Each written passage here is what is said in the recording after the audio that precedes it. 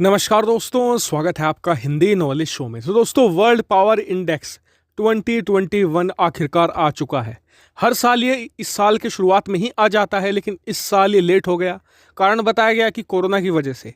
लेकिन इस पर दुनिया के तमाम देशों की नज़र थी, खास करके दुनिया के जो टॉप लीडर्स हैं वो इस पर हमेशा नज़र बना के रखते हैं, क्योंकि कहीं ना कहीं अपने देश की रैंकिंग इसमें सुधारने के वो लगातार प्रयास करते हैं। और जब उनकी रैंकिंग सुधरती है तो उसके जरिए दुनिया भर के तमाम नेता अपनी छवि भी चमकाते हैं।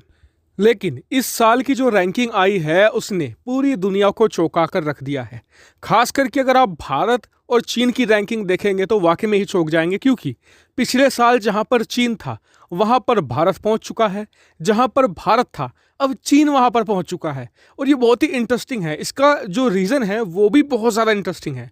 सब कुछ इस वीडियो में हम डिस्कस करेंगे, तो मेरे साथ आप इस वीडियो में अंत तक बंद रहिएगा। और चैनल को अभी तक भी सब्सक्राइब नहीं किया है तो जरूर कर लीजिएगा। चलिए अब वीडियो को शुरू कर लेते हैं। तो दोस्तों, आज मैं आपको जिस रैंकिंग के बारे में बताने जा रहा हूँ ये बहुत ही खास है, क्योंकि इस रैंकिंग में जिस देश का जितना अच्छा परफॉर्म होता है, माना यह जाता है कि दुनिया भर में उस देश का उतना ही ज़्यादा प्रभाव है।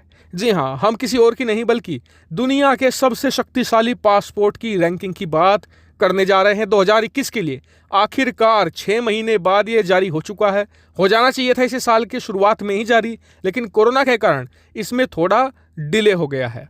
तो दोस्तों, सबसे पहले शुरुआत करते हैं टॉप 10 देशों से। तो दोस्तों, आप स्क्रीन पर नजर डालिए हैं दुनिया के टॉप 10 मोस्ट पावरफुल पासपोर्ट। सबसे ऊपर बैठा है जापान। अगर आपके पास जापानी पासपोर्ट है तो आप लगभग 193 देशों में वीजा फ्री जा सकते हैं, आपको वीजा की जरूरत नहीं पड़ेगी। दूसरे नंबर पर आता है सिंगापुर। 192 देशों में सिंगापुर के पासपोर्ट को बिना वीजा एंट्री दी जाती है। फिर आता है जर्मनी का नंबर। जर्मनी यहाँ पर दक्षिण कोरिया के साथ संयुक्त रूप से तीसरे स्थान पर है, 191 देशों में बिना वीजा के एंट्री। इसके बाद अगर आप देखें, चौथे स्थान पर 4 देश है संयुक्त रूप से, फिर 5वें पर 2 है। अगर आप पूरी लिस्ट बड़ी आसानी से पढ़ सकते हैं, लेकिन हमारा मेन मुद्दा है भारत। दरअसल भारत इस रैंकिंग में पिछले साल स्टैंड करता था 85 नंबर पर, यानी कि 85वें स्थान पर। चीन यहां पर था 90वें स्थान पर, यानी कि पिछले साल भारत चीन से आगे था। लेकिन इस साल मामला पूरी तरीके से पलट चुका है।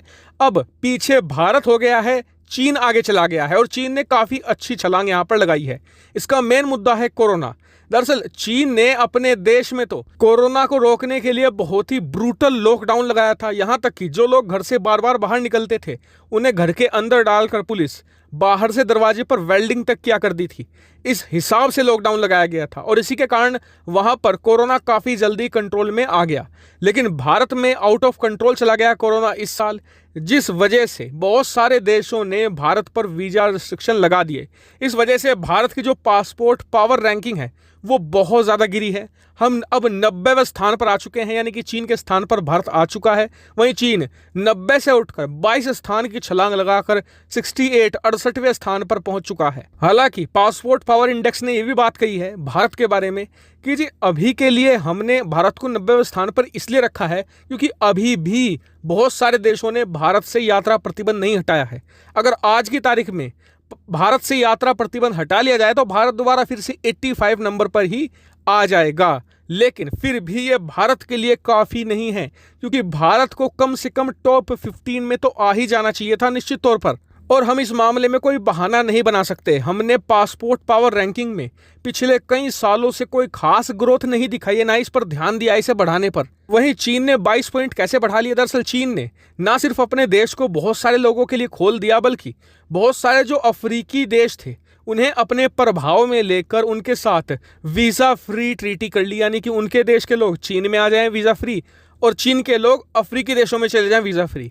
और इस हिसाब से चीन को बहुत सारे देशों में एंट्री मिल गई वीज़ा फ्री। और बहुत सारे साउथ ईस्ट एशियन कंट्री हैं, उन्होंने भी चीन के साथ इसी तरह का करार कर लिया, जबकि भारत ने अभी तक किसी भी अफ्रीकी देश के साथ ऐसा नहीं किया है, ना ही साउथ ईस्ट एशियन कंट्री के साथ ऐसा किया। भारत करता है यूरोपियन देशों के साथ। अब यूरोप के देश भारत के अंदर तो वीज़ा फ्री एंट्री ले लेते हैं, लेकिन भारत को एंट्री नहीं देते अपने देश में। क्यों? कि आप आना कहते हैं कि जी हम तो यूरोपियन यूनियन के मेंबर हैं और हमारे यहाँ पर तो रूल यही है कि आपको यूरोपियन यूनियन का शेंगन वीजा लेना पड़ेगा, तभी आप इन सभी देशों में एंट्री ले सकते हैं। भारत का पूरा फोकस रहता है यूरोप, अमेरिका जैसे देशों पर, लेकिन भारत यहाँ पर बहुत सारे अफ्रीकी देशों को मिस कर देता है। अगर भारत अफ्रीकी देशों पर ध्यान देना, भारत की रैंकिंग कल को ही कम से कम 20 पॉइंट चढ़ जाएगी। इसके अलावा साउथ ईस्ट एशियन देश हैं, लैटिन अमेरिकी देश है जैसे कि अर्जेंटीना, कोलंबिया, इसके अलावा बहुत सारे देश हैं वहां पर।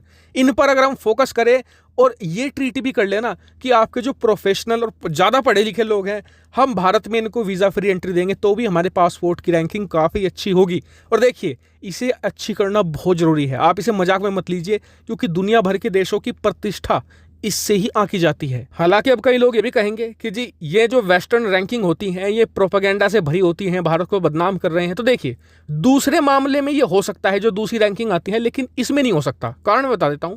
इसका कारण ये है कि इसमें तो सिंपल सा लॉजिक लगाया जाता है, जिस देश के पासपोर्ट को जितने ज़्यादा देशों में वीज़ा फ्री एंट्री मिलती है उसी आधार पर रैंकिंग तय करी जाती है। इसमें इसके अलावा कोई और पैरामीटर होता ही नहीं है। ऐसे में आप समझ सकते हैं कि यहाँ पर प्रोपेगेंडा नहीं चल सकता, यहाँ पर तो जेन्युइन चीज़ें ही करनी पड़ती है किसी देश को। वहीं हम अपने पड़ोसियों की बात करें तो पाकिस्तान ने हमेशा की तरह नीचे से टॉप किया है, उसको 116वां स्थान मिला है 120 में से। हालांकि इस पूरी रैंकिंग पर आपका क्या मानना है कमेंट करके जरूर बताएगा, साथ ही वीडियो को शेयर कीजिएगा और चैनल को सब्सक्राइब जरूर कीजिएगा। फिलहाल वीडियो में इतना ही। Thank you for watching video.